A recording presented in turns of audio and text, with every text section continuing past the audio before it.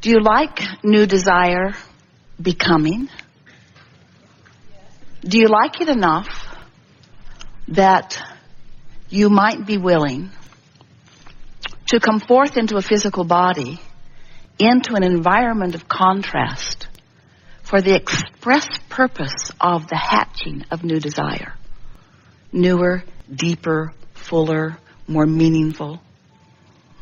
Well, now you put it that way, Abraham. Not so much. And yet here you are in these physical bodies, the larger part of you remaining non-physical. Do you know that? In other words, there is this source energy part of you who eternally continues to expand, because this personality is here sifting through variety and coming to deeper and clearer desires. Because you knew when you made the decision to participate here in this physical format that life would focus you into greater desire. And you so liked that idea because then you remembered that, then you knew. It wasn't a matter of remembering it because then you had not lost sight of it. Then you knew that as new desire hatches, all you got to do is become vibrationally familiar with the new desire, and then manifestation follows. Not eventually, quickly. Sometimes as we visit with our physical friends, and we know we love you very much, that you are really, we love you very much, deep into the details, we love you very much, of manifestation. We know that the manifestation really matters, and we want manifestation to matter to you. It must be really irritating to hear someone who is non-physically focused continue to draw a big circle in the air and tell you it's the vortex and insist that you go in. It's sort of hard to get your thoughts around that.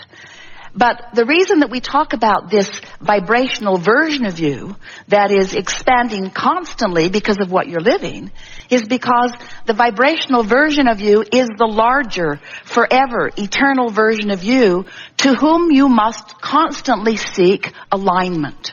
Because this non-physical version of you is who you really are.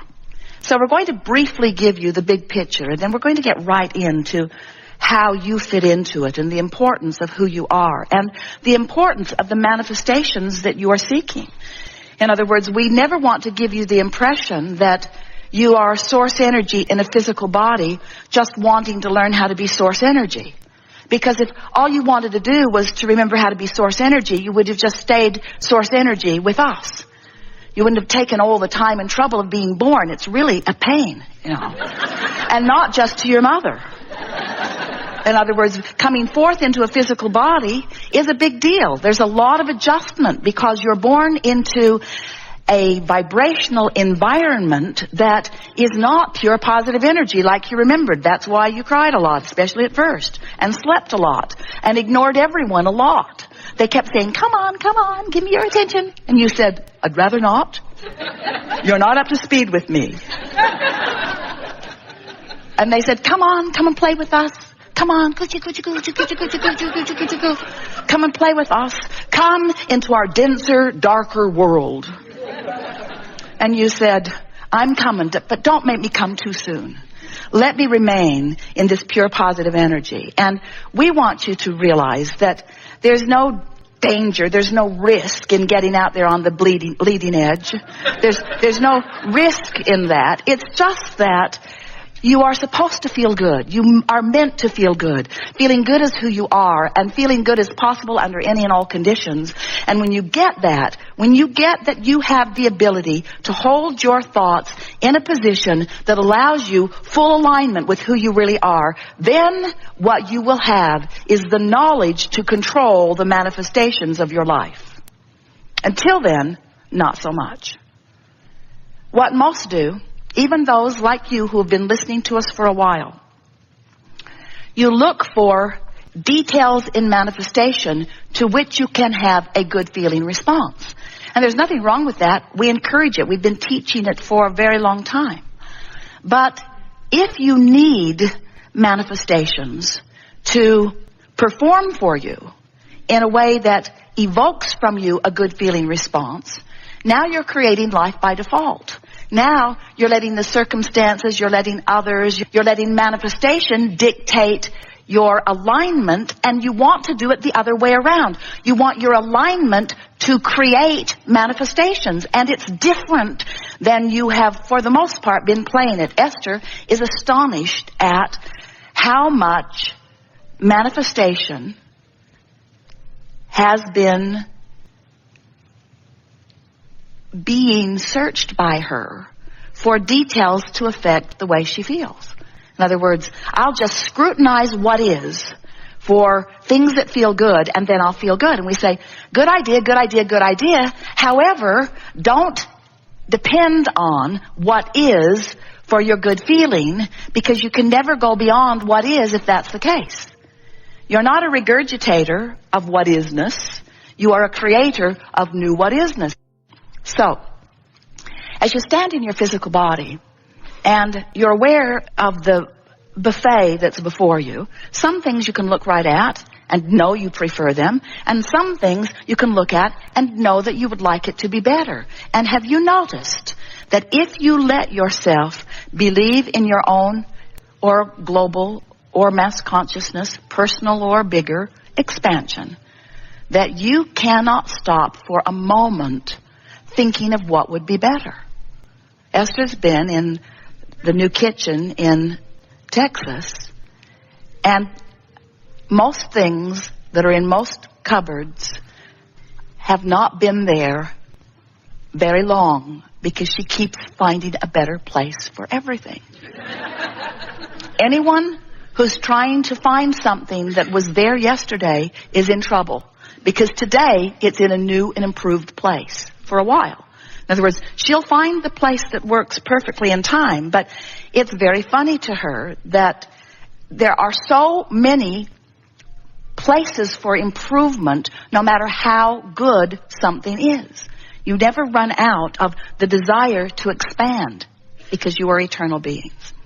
So this expansion is contained, and that's not an accurate word because it's fluid and flowing, but it is held. That's not really the right word either, because it's fluid and flowing, but it's gathered is a better word. It's amassed is a better word in what we're depicting as a vibrational vortex.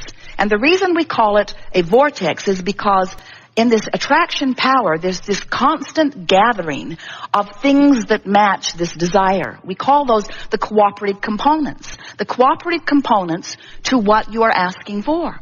Well, vibrationally speaking, that's sort of boring, Abraham, because I can't see that stuff amassing.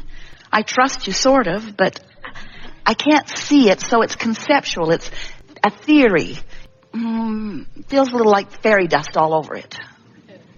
I get the idea of it. I believe that vibration precedes everything. But to ask me to believe in a vortex that I can't see, when there's all this manifestation that I can see, oh, Abraham, manifestation is more compelling. Because we could gather together in groups. We can agree on what we see. We can take tests about it. We can accurately acknowledge what it is. Manifestation is meaty.